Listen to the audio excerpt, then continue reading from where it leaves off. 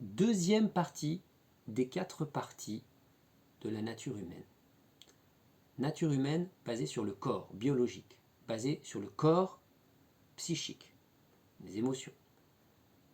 Troisième niveau basé sur l'intellect. Là, il s'agit de démonstration, de réflexion. Capacité de réflexion. Et enfin, le niveau spirituel. On va remarquer qu'à chaque partie de notre nature humaine correspond des choses qui vont nous permettre de qualifier ces parties-là et de nous montrer à quoi elles servent. Premier exemple. On sait que les moines font des vœux. Et les vœux qu'ils font sont les vœux de pauvreté, chasteté, obéissance. Tous les moines font ces 3 vœux-là. Puis après, dans certaines communautés, on a des vœux de silence, ou des vœux de recherche de la vérité, ou des vœux de stabilité. Ça veut dire qu'on ne va jamais changer de couvent ou de monastère. Eh bien, il se trouve qu'il y a une corrélation entre les vœux que font les moines et les différentes parties de notre corps, qui est défini par 4 pôles pour définir notre nature humaine. Parce que, en fait, les 3 vœux que font les moines sont des vœux que tous les hommes peuvent faire et devraient faire, sauf que les moines, eux, le font de manière à signifier l'importance pour tous les autres. C'est-à-dire que ce que tout le monde devrait faire, eux le font de manière marquée afin de nous réveiller. En disant, ah oui, mais moi aussi, il faudrait que je vive ces 3 vœux. On va voir pourquoi. Le premier niveau, c'est le corps. Et au niveau du corps, quel est le vœu qui correspond? Est-ce que c'est le vœu de pauvreté, de chasteté ou d'obéissance? Évidemment, c'est le vœu de pauvreté. Le corps, on voudrait qu'il soit dans le bien-être, dans le contentement, que tout aille bien, qu'on manque de rien. Et qu'est-ce que fait le moine? Il fait vœu de pauvreté.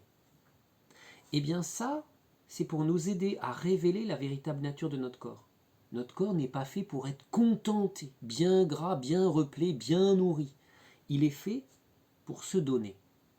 Et donc il doit apprendre à se donner, et pour cela, il va falloir qu'il fasse preuve de pauvreté. La pauvreté, ça veut dire que je vais me contenter de peu. Ça veut dire que je vais accepter la simplicité de vie. Ça veut dire que je vais accepter de manquer de certaines choses. Ça veut dire que je vais donner des choses qui pourraient m'appartenir et être à moi légitimement, et je vais les donner pour être libre. Ceux qui pourraient être légitimement à moi, je vais les donner pour être libre intérieurement. Et je vais le faire de mes biens physiques, d'objets, de nourriture, d'argent, et voilà, ça va s'appeler par exemple le jeûne, ça va s'appeler l'aumône, etc. Et ça va s'appeler éventuellement la prière, quand je jeûne de temps, d'action, eh bien c'est aussi une manière de libérer mon corps qui veut toujours être dans l'activisme. Ça, c'est le vœu de pauvreté pour libérer mon corps, qui va donc passer par tout ça. Puis le deuxième vœu va correspondre au niveau psychique, au niveau émotionnel, au niveau des affects. C'est le vœu de chasteté. La chasteté, ce n'est pas ne pas avoir de relations sexuelles. La chasteté, c'est la force d'avoir la juste relation avec les autres. Quand je suis dans une juste relation avec les autres, ça s'appelle la chasteté. Ça veut dire que je ne cherche pas à m'approprier le don des autres, à être comme les autres, à vouloir que les autres s'intéressent tout le temps à moi, à vouloir toujours être en interaction avec les autres, à attirer les autres vers moi, à prendre les capacités des autres, à vampiriser les autres. Voilà. Je cherche à avoir la bonne distance. Bien sûr que ça concerne la sexualité, mais ça concerne toutes nos relations affectives. Comment je me comporte avec les autres. Et donc ça concerne nos émotions. La chasteté est là pour réguler nos émotions, pour qu'elles soient justes. La maîtrise des émotions et des affects, c'est ça la chasteté. Ensuite, on arrive au niveau intellectuel. Et là, il n'y a pas directement de vœu qui y correspond, on va voir ça après. Et enfin, on arrive au niveau spirituel. Au niveau spirituel, on va faire un vœu. Et ce vœu, ça va être le vœu d'obéissance. Pourquoi? Parce qu'au niveau spirituel, il n'est plus question de réflexion, on l'a dit. Donc qu'est-ce qui pourrait faire? Quelle action je peux faire? Parce que ce n'est pas une action corporelle, ce n'est pas une action psychique, ce n'est pas une action intellectuelle. quelle action je pourrais faire au niveau spirituel qui pourrait me mettre en danger? Eh bien, c'est se gonfler d'orgueil. C'est-à-dire qu'au fond, peut-être même que je serais le meilleur des moines, j'aurais obéi à tous mes vœux, je me serais bien comporté, et voilà, c'est ça l'esprit dénoncé par Jésus chez les pharisiens. C'est le maître religieux. Il est devenu le maître religieux, et qu'est-ce qui lui reste comme péché? L'orgueil. Je suis supérieur à tous. L'orgueil, c'est quoi? C'est ce désir d'être autoréférent. En fait, voilà, c'est la chasteté poussée à l'extrême. En fait, je n'ai plus besoin des autres. Je peux être le moine bouddhiste, le yogi, là, qui médite sur la montagne.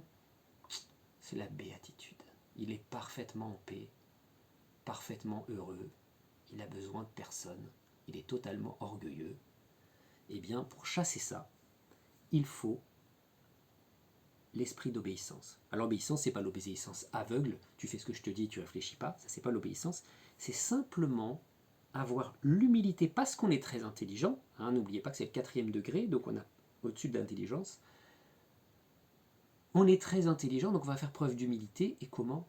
En soumettant ses pensées, ses avis, ses réflexions à quelqu'un d'autre. C'est d'autant plus important quand on est adulte.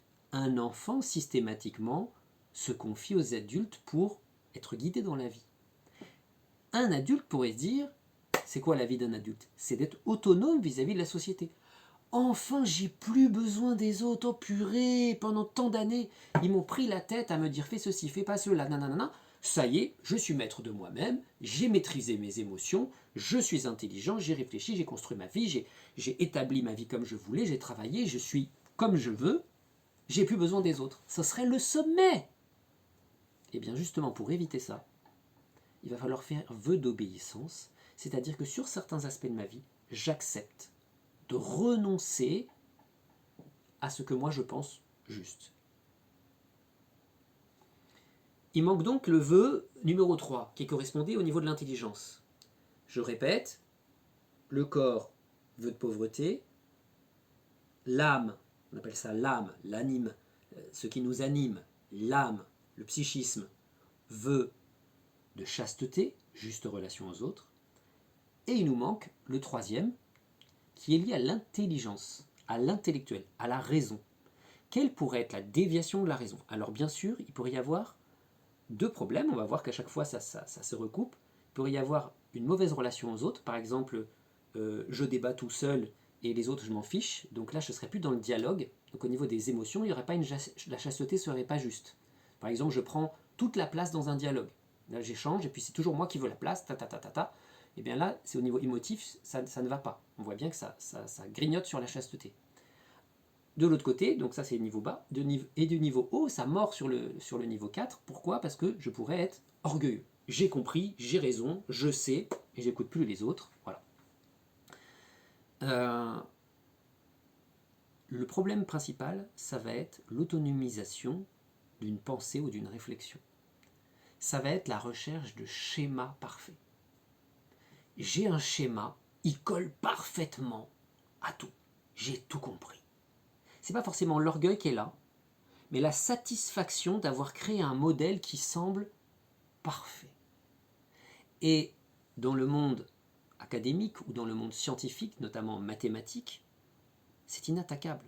Le gars qui a fait une démonstration, je vous démontre que ça, donc c'est vrai. Et s'il a fait bien son travail, c'est vrai. Donc, il pourrait dire aux autres, moi, je suis parfait. Et vous, vous ne l'êtes pas.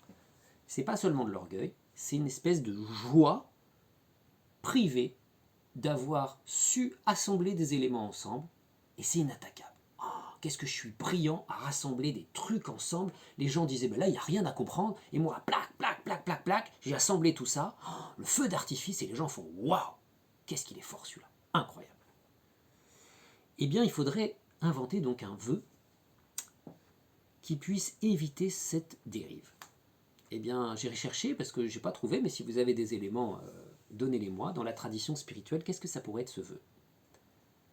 Eh bien, ce vœu, ça va être le vœu de feu, le vœu de purification intérieure, de purification intellectuelle. Comment je me purifie intellectuellement? Pas en arrêtant de réfléchir, là ce serait complètement stupide. C'est comme le gars qui dit je vais jamais faire l'amour, du coup il n'a pas besoin de problème il va dire c'est bon, j'ai fait mon vœu de chasteté. Non, c'est pas bon. Ou le gars qui dirait ça y est, j'ai donné tous mes biens aux pauvres, donc ça y est, j'ai fait le vœu de pauvreté. Non, c'est pas juste ça. C'est tout un travail qui, oui, passe par des actes physiques, mais doit être intérieur aussi. Sinon ça sert à rien. Celui qui jeûne, disait Gandhi, celui qui jeûne mais qui pense tout le temps à manger, même s'il ne le fait pas, il dit oh, j'aimerais manger, il est en train de jeûner, en fait ne jeûne pas. Il faut qu'à un moment donné, l'acte de ne pas manger puisse passer à je ne vais pas manger parce que ça y est, j'ai libéré quelque chose en moi-même. Et bien c'est pareil. Et bien là, ça va être se libérer de cette volonté de construire des schémas parfaits. Et donc d'être autoréférent à ce niveau-là. Donc ça va être un vœu de silence pour éviter la dispersion intérieure. Et ça va être un vœu de purification de l'intelligence. Donc un vœu de recherche de la vérité, comme par exemple s'y engagent les dominicains. Mais pas seulement dire que je dois trouver la vérité, mais accepter que je ne possède pas et que je ne peux pas en réalité trouver la vérité. Mais alors il faut accepter quoi? Il faut accepter le chemin inverse. C'est la vérité qui va me trouver. C'est elle qui va me posséder. Et ça inverse tout le cheminement. Donc je ne sais pas comment on pourrait l'appeler ce vœu, mais j'aime bien ça, le vœu de simplicité, de lucidité, de purification intellectuelle. On voit maintenant qu'on a les 4 parties du corps qui sont chacune liées à un vœu différent. À quoi servent ces vœux? Évidemment, à faire en sorte que chaque partie du corps puisse interagir harmonieusement et permettre à la vie de circuler en moi. Voilà. Merci de m'avoir écouté, c'était la 2e partie. Il y en a une 3e.